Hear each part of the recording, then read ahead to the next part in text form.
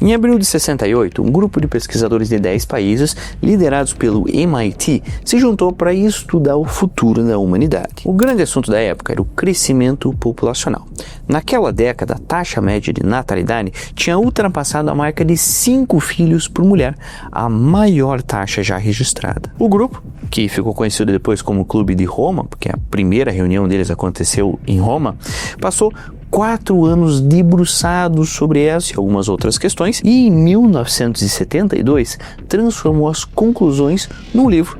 O livro se chama Os Limites do Crescimento. Esse livro usava dados históricos e alguns modelos matemáticos para mostrar como o crescimento da população, que acontecia em decorrência da alta natalidade, combinada com a redução na taxa de mortalidade, poderia ter consequências catastróficas no planeta, como, por exemplo, o esgotamento dos recursos naturais. Só que o livro não só analisava a situação, mas também apresentava soluções. Na verdade, apresentava duas. Ou a humanidade diminuía voluntariamente seu ritmo de crescimento, ou o próprio planeta acabaria fazendo isso, reduzindo a população por meio de um colapso ambiental. Como vocês podem imaginar, pelo tema polêmico, Os Limites do Crescimento teve uma enorme repercussão.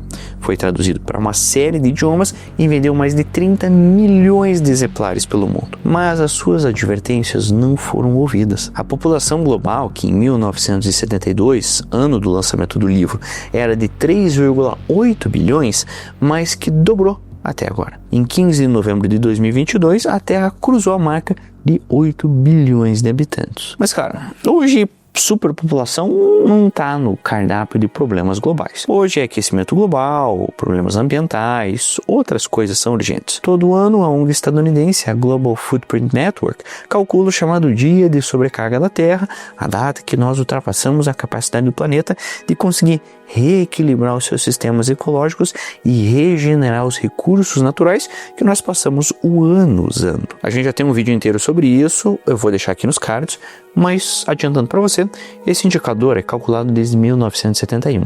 Naquele ano 71, a humanidade atravessou o limite em dezembro, mas em 2025, o limite, o dia de sobrecarga da Terra, aconteceu no dia 24 de julho. Isso tudo para vocês entenderem que nós temos outros problemas que ficaram mais urgentes. Só que ao mesmo tempo, essa questão da superpopulação está ganhando uma outra roupagem, tão problemática quanto ela tinha antigamente. 124 países hoje estão com a natalidade inferior a 2,1 filhos por mulher. E essa taxa de 2,1 é a chamada taxa de reposição, que segundo a ONU é a necessária para manter a população estável. É bastante lógico, 2 pessoas novas para substituírem o pai e a mãe e o 0,1 adicional que compensa o número de indivíduos que não geram descendentes. A maioria dos países, incluindo os de maior população, estão com as taxas bem abaixo de 2,1. A da China, por exemplo, está em 1,09 filhos por mulher, uma das mais baixas do mundo atualmente, o que levou inclusive o país a sofrer a primeira queda populacional em 6 décadas. Se o ritmo atual for mantido, a China vai chegar a 2100 com 587 milhões de pessoas a menos. É menos da metade da população de hoje, são 2 Brasis inteiros a menos de pessoas. E o governo chinês, para tentar apaziguar a situação, pretende dar incentivos financeiros para estimular as famílias a terem filhos, que é uma ação que já é adotada pela Coreia do Sul, onde a taxa de natalidade está em mísero 0,78 filho por mulher. A Coreia do Sul, que desde 1983 não alcança a taxa de reposição, pode encolher até 94% até o final deste século. Mas não é só ela que tem apuros. A cada 2 anos, o Japão fica com 1 milhão a menos de pessoas. Na Alemanha, na Espanha, a taxa de natalidade está abaixo de 1,5 há pelo menos 2 décadas. Ou seja, a cada nova geração, a população é 25% menor que a anterior. Hoje, segundo a ONU, 2 a cada 3 pessoas vivem em países de baixa fecundidade. Até a Índia, que em maio de 2023 superou a China em população, já caiu abaixo da taxa de reposição. Em 2022, o país registrou uma taxa de fertilidade de 2 filhos por mulher, abaixo do 2,1. E como estamos em terras tupiniquins? Aqui no Brasil, a taxa está em 1,65. Ela era de 6,12 em 1950, 4,04 em 1980 e chegou a 1,81 em 2010. Nesse ritmo, nossa população vai alcançar o pico em 2045 com 229,6 milhões de pessoas, mas em 2100 terá caído para 180 milhões, segundo o cálculo do IPEA. Mas claro, nem tudo é terrível. A África é o único continente que continua a sua explosão demográfica. Em 1960, a sua população era de 257 milhões, menos que metade da Europa. Hoje é de 1,4 bilhão, o dobro do continente europeu, e deve alcançar 2,5 bilhões por volta de 2050, mas isso só se aplica a ela, o resto do planeta está tendo bem menos filhos. Em 2023, o Clube de Roma publicou um novo estudo, e esse já projeta cenários bem diferentes daqueles lá dos anos 60. Agora, os pesquisadores do grupo, que é um grupo inclusive que foi ampliado numa iniciativa chamada Earth for All, afirmam que no cenário considerado mais otimista, a população global vai cair para 6,1 milhões de pessoas em 2100. Claro, ainda é bastante gente, a mesma quantidade de pessoas que o planeta tinha em 1999, mas ainda assim é bem menos gente do que nós temos hoje. A ONU, que é mais conservadora nas suas contas, ainda acredita que a população vai se estabilizar em torno de 10 bilhões. Só que ao mesmo tempo ela também já trabalha em alguns cenários com 7 bilhões de seres humanos. Então, pode ser que ela não esteja tão otimista assim. Mas tudo bem. Agora, vamos para a pergunta que realmente importa. Por que, afinal, as taxas de natalidade estão caindo tanto? O primeiro fator é óbvio, ele é econômico. Esse eu tenho certeza que você já chegou. Ter filhos e cuidar deles custa dinheiro. Nos anos 70, o economista estadunidense Gary Becker, da Universidade de Chicago, publicou uma série de pesquisas mostrando que o desenvolvimento dos países e, consequentemente, o aumento nos padrões de vida tendem a resultar em baixas taxas de natalidade. O ingresso de mulheres no mercado de trabalho, que acaba reduzindo o seu tempo em ter filhos, a evolução dos sistemas educacionais, que faz com que escolas fiquem mais caras ou que as crianças passem mais tempo nela, tornam financeiramente mais custoso gerar descendentes. E eu sei que isso parece bastante óbvio atualmente, mas até então não era, tanto que o Becker recebeu o Prêmio Nobel de Economia em 92 pela análise das famílias e do comportamento humano. Essa análise dele estava muito certa. Ao longo da segunda metade do século XX, houve uma redução dos indicadores de fertilidade justamente nas nações que mais enriqueceram. E isso é muito diferente do cenário que nós tínhamos antes, que prevaleceu na verdade na maior parte da história humana, que era a seguinte: ter muitos descendentes significava contar com mais mão de obra para a agricultura de subsistência ou mais empregos nas cidades que ajudavam a sustentar a família. Hoje, os filhos não são mais encarados pela família como um potencial de força de trabalho. Na verdade, eles não trabalham. Essa mudança de paradigma tornou mais comum, de um certo tempo para cá, ver homens e mulheres falando abertamente que não desejam mais ter filhos. E a oposição costumava ser bem mal vista pela sociedade. Só que hoje esse estigma, em torno de não querer ter filhos está desaparecendo e a sociedade vem deixando de romantizar a maternidade e a paternidade. Não, na verdade, não só deixa de romantizar. Talvez até você já tenha lido notícias sobre estudos que supostamente apontam uma queda de bem-estar dos casais depois de terem filhos. Só que essa é uma questão um pouco mais complexa do que parece. O maior estudo realizado sobre esse tema mostrou que ter filhos, na verdade, aumenta sim a felicidade do casal. Em 2014, pesquisadores da London School of Economics e da Universidade de Western Ontario, no Canadá, analisaram dados de duas grandes pesquisas em que os governos da Alemanha e do Reino Unido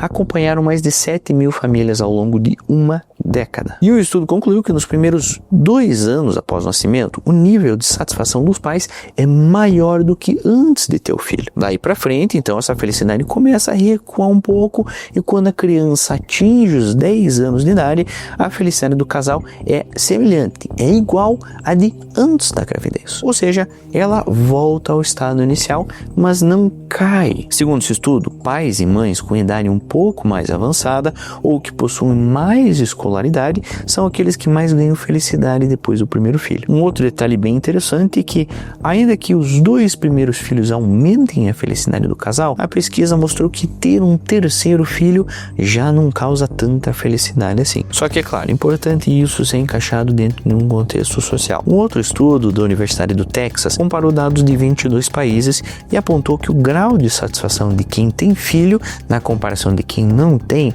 varia bastante de lugar para lugar. Inclusive, identificou algumas tendências. Em locais onde as mulheres não precisam abandonar suas carreiras, o índice de satisfação e natalidade tende a aumentar. E também, em alguns países nos quais as políticas de apoio social às famílias são fracas, como é o caso, por exemplo, dos Estados Unidos, os pais de crianças pequenininhas são menos menos felizes do que aqueles que não têm filhos. Na verdade, nesses países, a felicidade sofre um forte declínio nos primeiros anos depois de ter filhos. E claro, em países onde os pais participam menos do cuidado infantil, esse desacordo, as taxas de fertilidade costumam ser ainda mais baixas. Como consequência, o número de crianças por família aumentou em países que melhoraram a infraestrutura de creches ou que permitiram que os homens assumissem parte do tempo dedicado a cuidar dos filhos. Temos, por exemplo, a Dinamarca. Lá a fertilidade aumentou de 1,38 filho por mulher em 1983 para 1,72 em 2021. Durante esse período, a Dinamarca investiu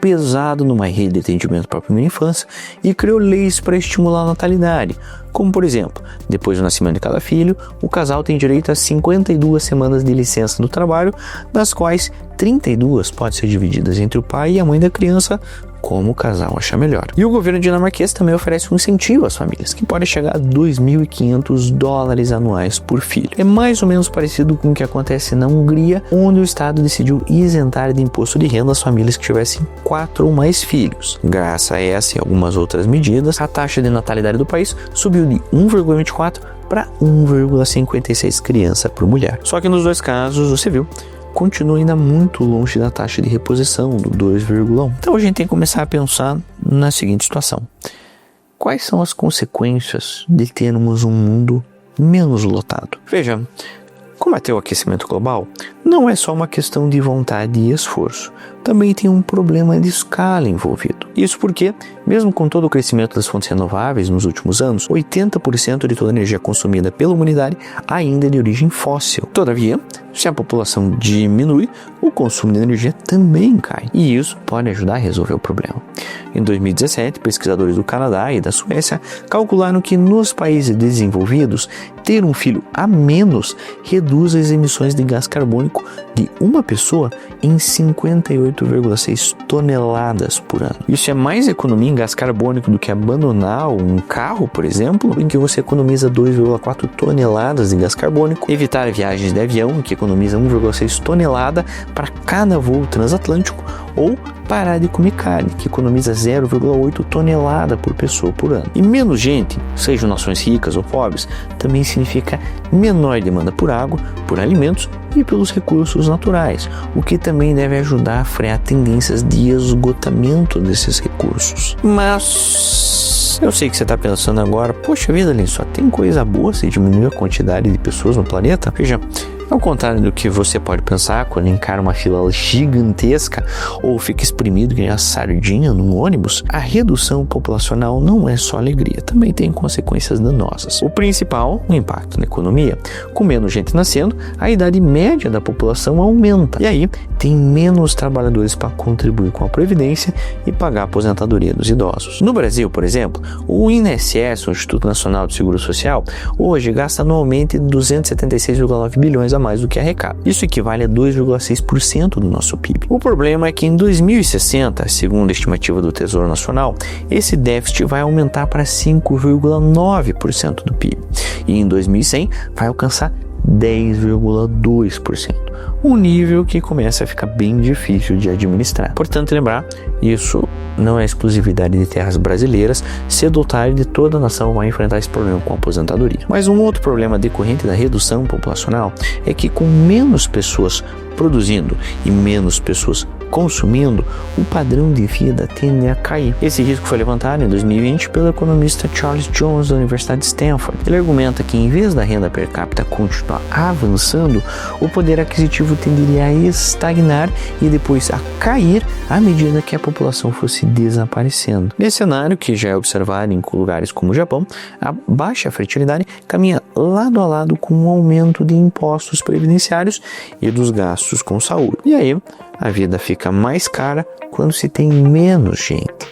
E isso alimenta um ciclo vicioso, em que as novas gerações ficam cada vez menos propensas a ter filhos, uma vez que o custo de vida fica cada vez mais caro. E esse é o cenário que foi previsto pelo demógrafo austríaco Wolfgang Lutz, e ele batizou inclusive isso de armadilha da baixa fertilidade. A redução populacional também tende a aumentar os desníveis sociais, já que a taxa de natalidade é maior nos países pobres. Segundo a ONU, 71% da humanidade vive em países onde a desigualdade cresceu nas últimas décadas. A renda média na América do Norte, por exemplo, é 16 vezes maior do que na África subsaariana. E esse cenário pode se agravar se a população africana continuar aumentando rápido. As mudanças de natalidade também podem alterar a composição demográfica dos países e do mundo como um todo. Em Israel, por exemplo, a taxa de natalidade entre judeus ortodoxos é de 6,6 filhos por mulher, contra 3,9 dos religiosos não ortodoxos e 2 da população secular. Ou seja, a tendência é que Israel se torne cada vez mais religioso nas próximas décadas, o que certamente vai ter consequências geopolíticas, principalmente no Oriente Médio. E nos países de orientação muçulmana, o índice de natalidade também permanece acima da média global e da taxa de reposição, que é 2,9 filhos por mulher. Já é bem menos do que já foi, 4,3 registrados em 1990, mas significa que o Islã vai continuar a crescer. É uma taxa tão grande a ponto do Pew Research Center prever que até 2060 a população muçulmana vai aumentar 70%. Por essa trajetória, o mundo vai se tornar muito mais muçulmano do que cristão a partir de 2050. E, obviamente, também vamos ter um inevitável aumento das ondas migratórias. Na verdade, a gente já vê um pouco disso acontecendo, só que diferentemente do que acontece agora, os países ricos vão ter que aceitar esses imigrantes, e se eles não fizerem isso, vão sofrer um colapso populacional. A humanidade começou o século XX com 1,6 bilhão de pessoas e terminou com 4 vezes mais e seguiu acelerando. Só que a tendência vem se invertendo e o século XXI pode ser marcado por uma redução populacional. Vai ser a primeira vez que isso acontece desde a peste negra no século XIV. Se você gosta de temas mais apocalípticos assim, eu tenho um vídeo inteiro falando sobre como as mudanças climáticas são um risco existencial. Mas se você gosta de temas mais cerebrais, eu tenho um vídeo inteiro aqui falando sobre o desenvolvimento da adolescência e como esse é um período bem peculiar na vida de uma pessoa. Tô te esperando nos próximos vídeos. Até lá. Tchau, tchau.